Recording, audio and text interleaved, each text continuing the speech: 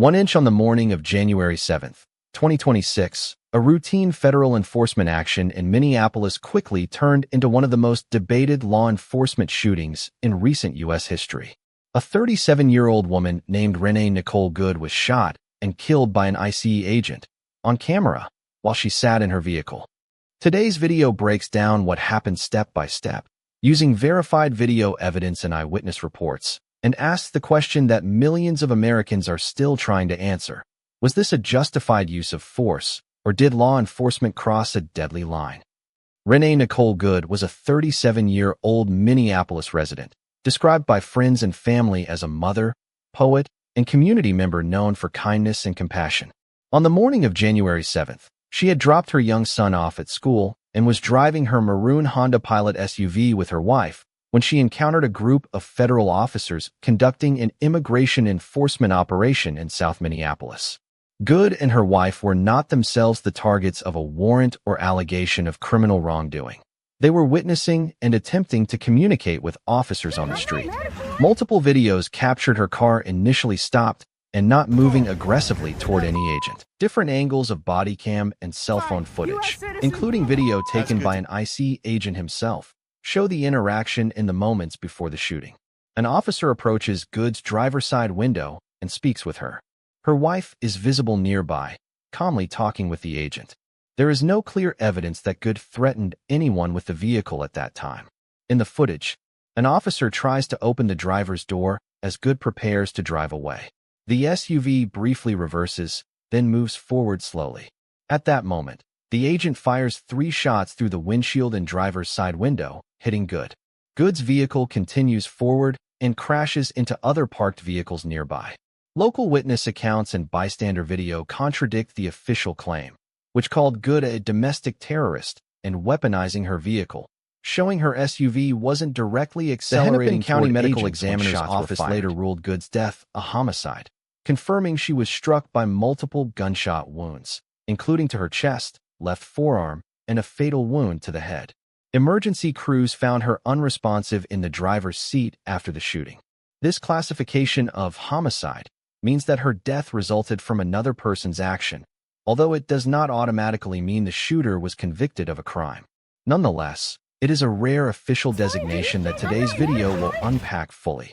Federal authorities, including the Department of Homeland Security, DHS, initially defended the ICE agent's actions, saying he fired in self-defense after Good weaponized her vehicle and attempted to run over officers.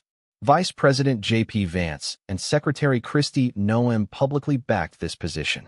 However, multiple news outlets and independent analyses note that the video does not clearly show Good trying to hit officers with her car.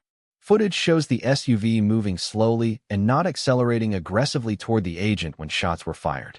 Several local officials, including Minneapolis Mayor Jacob Frey, called the federal explanation misleading, saying they reviewed the video and found inconsistencies in the law enforcement narrative.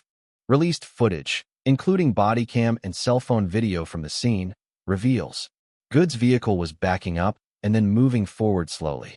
The agent who fired remained upright and did not appear to be in immediate danger when firing. There were no visible bulletproof shields or crisis tools shown in front of the agent when he fired. Multiple shots were fired within 1 second toward the moving SUV. Independent analysts have argued that the official claim of an imminent threat does not match what the visual evidence shows. Some videos show Good's car possibly attempting to drive around agents rather than strike them. Reddit. Local leaders, civil rights advocates, and Minneapolis residents widely protested the shooting. Many called for an independent investigation, citing inconsistencies between official statements and video evidence. The fact that Good was not a suspect in any crime. The lack of visible threat to agent safety when shots were fired.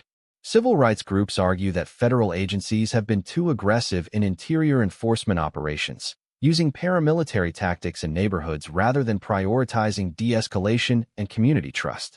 State officials and activists have also criticized the Department of Justice for limiting transparency and not cooperating fully with local investigators.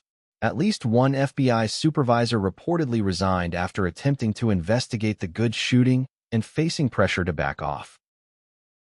Good's family, represented by attorneys experienced in high-profile civil rights cases, called the entire incident terrifying, deeply disturbing, and heartbreaking.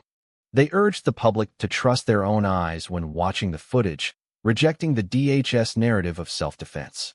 They argued that Good was at most trying to move her vehicle away from officers, not attacking them, and condemned federal officials for attempting to shift blame onto protesters rather than the agent who fired. Eyewitness commentary and online discussions have highlighted disturbing claims. Good was still alive after being shot. Bystander physicians offered help but were allegedly blocked by agents. There are claims emergency medical care was delayed or denied while Good bled out in her SUV. These claims have not been independently verified by official medical reports, but have circulated widely and contributed to public outrage and mistrust.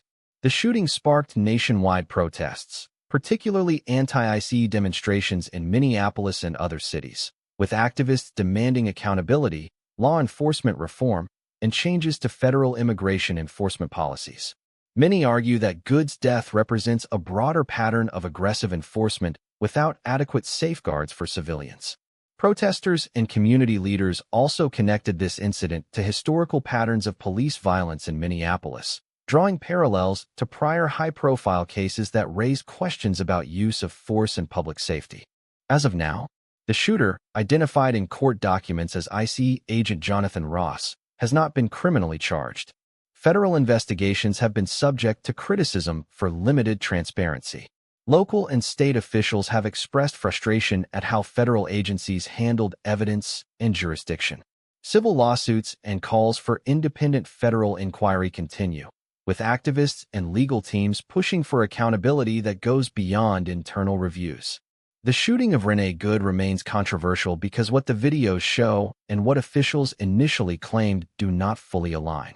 Her death has been ruled a homicide by medical examiners, and the public response shows deep mistrust in federal law enforcement narratives. Whether you view it as a justified split-second decision or a tragic overuse of force, this case forces the nation to confront how civilians are treated when federal agents operate under broad authority. After seeing the facts and footage, what do you think justice looks like for Renee Good? Comment below.